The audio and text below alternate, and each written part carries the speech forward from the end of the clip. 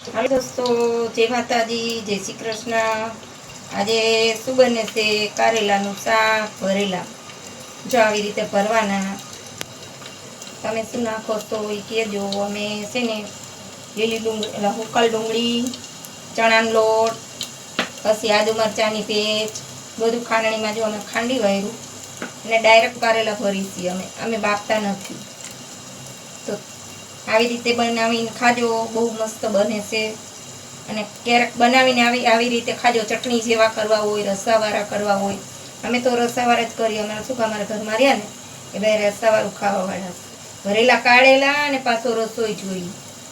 મારા સોરિયાને એવી રીતે જ જોઈએ। જો આ બધા ભરાઈ ગયા છે કારેલા, ભરાઈ ગયા છે ને, તો હવે તેલ નાખી દઈએ। લાવતો એટલે ભરેલા કારેલા, ઘઉંની રોટલી, પપ્પમ તો બનાવી વાયરા એકવાર, ભાઈ નાસ્તા વયા ગયા।